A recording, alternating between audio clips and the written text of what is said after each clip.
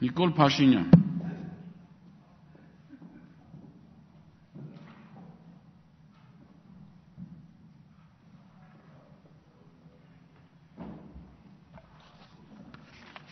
Շնորհակալություն, տիկնակ եւ պարոնայք, գովազդային երկու նախագծերը, որ այսօր մենք քննարկում ենք վաղ առավոտից եւ որոնք ներկայացվում են որպես տարբեր հեղինակների տարբեր նախաձեռնություններ,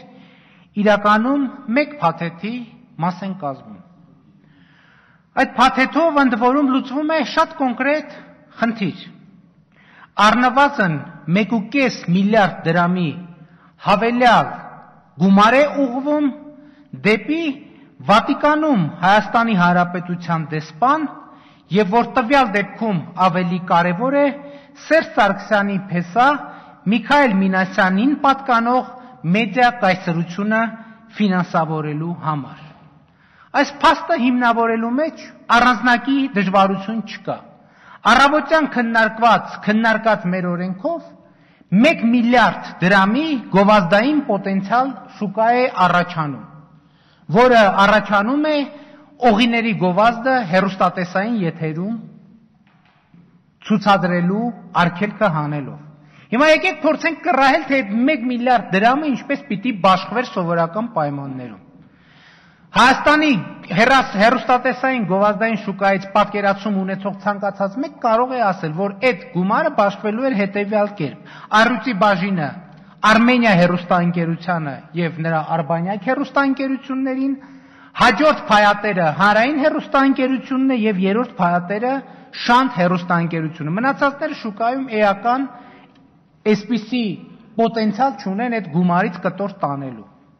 Բայց տեսեք, թե ինչ է ստացվում։ Ստացվում է, որ հիմա այս օրենքով մենք H1-ին այս գովազդային շուկայից հանում ենք, այսինքն արգելում ենք H1-ով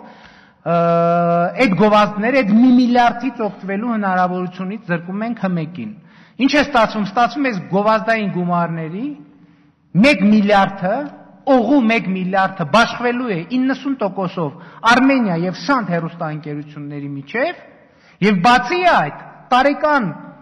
մոտավորապես 690 միլիոն դրամը, որ այսօր մտնում է Հանրային հեռուստաընկերություն գովազդի տեսքով, այդ գումարը գովազդային գումարը չէ, չի կորելու, ուր է գնալու, էլի նույն սկզբունքով բաշխվելու է Արմենիա հեռուստաընկերության եւ իր արբանյակների եւ Շանթ հեռուստաընկերության միջև։ Հիմա տեսեք, եկեք նայենք ում են պատկանում այս հեռուստաընկերությունները։ Արմենիա հեռուստաընկերությունը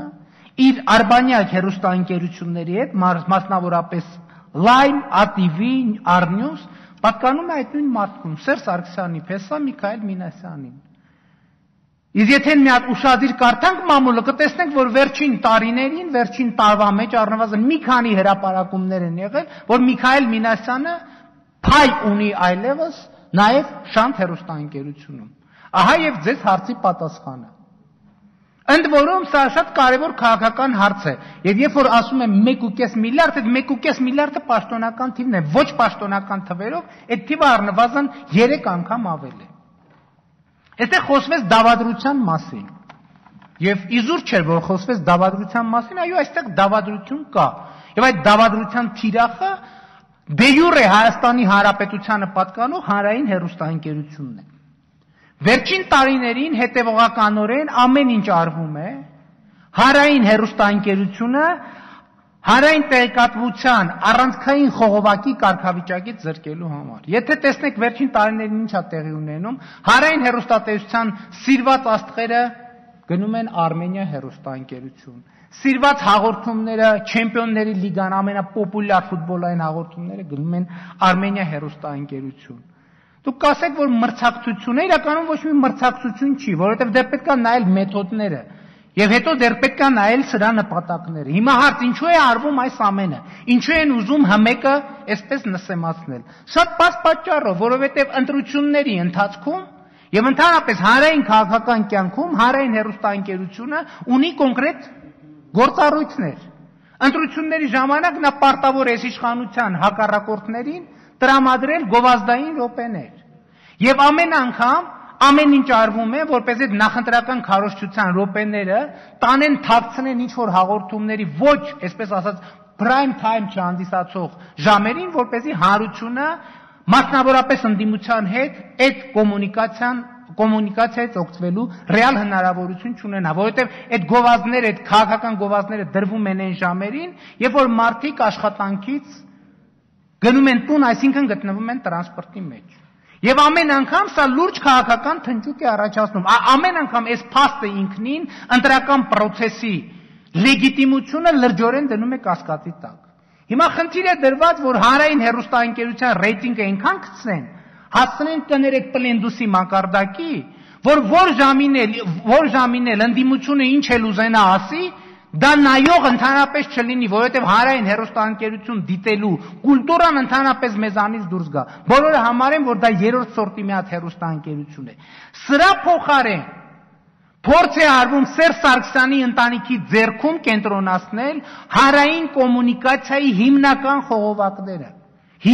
խողովակները։ Այո, ամեն ինչ արվում է, ֆուտբոլն էլ են տանում Արմենիա, աստղերին էլ են տանում Արմենիա, լավ գաղափարներն էլ են տանում Արմենիա, որ Արմենիան դառնա կոմունիկացիան միակ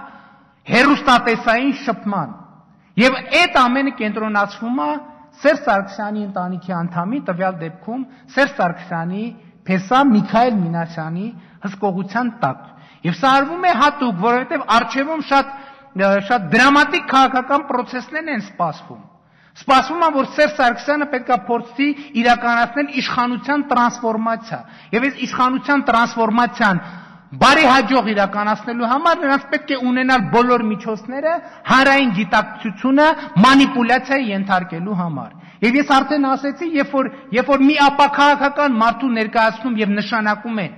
հանրային հեռուստա ռադիոընկերության խորհրդի նախագահ, այն ժամանակ այդ կադրային նշանակումը հասկանալի չէ, թե ինչ են անում, որ այս լրջագույն քաղաքական պոստում նշանակում են բացարձակ ապաքաղաքական մի մարդու, որը նայվում է ԿՎՆ-ի բեմի վրա, բայց որևէ կերպ չի նայվում ազգային ժողովի ամբիոնի մոտից խոսելիս։ Ես անձնական բան նկատի չունեմ։ Ես նկատի ունեմ ամպլուան ուղղակի։ Եվ դա արվում էր սրա համար, որ այսօր, երբ որ հանրային հեռուստաընկերությունը այսօր չէ, արդեն բավականին երկար ժամանակ, հանրային հեռուստաընկերությունը այսպես մաս, այսպես կազմաքանդում են, դրան հանրային հեռուստաընկերության ղեկավարությունը որևէ ձևով չընդդիմանա, ասի կողմ ենք։ Լավ է, ամեն ինչ լավ է։ Տիկնակ եւ պարոնայք, ես այսօր ինքի նախագծին դեմ եմ քվեարկելու ոչ միայն նշված, այլև նաեւ մեկ ուրիշ պատճառներ, որովհետեւ սա օլիգարխիկ կլանային համակարգը ուժեղացնող օրենքի նախագիծ է։ Եվ ես ուզում եմ ասել, որ այսօր Հայաստանում կան մարդիկ, ովքեր մտածում են, որ իրենք ինչա պետք Հայաստանի Հանրապետությանը։ Նրանք մտածում են, որ Հայաստանի Հանրապետությանը պետք է հետևյալը, որ տգետ, հաստավիզ, բռի օլիգարխներին փոխարինեն